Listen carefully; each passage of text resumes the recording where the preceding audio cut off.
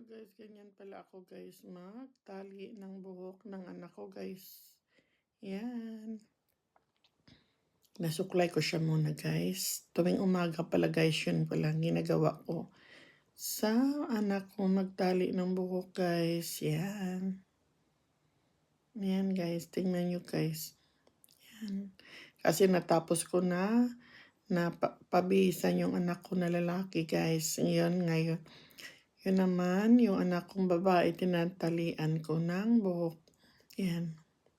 Ginagawa rin namin yung mga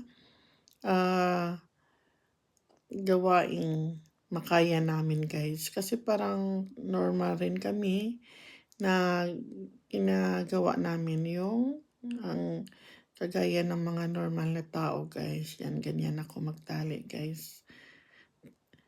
Baka hindi pa ka pa support sa channel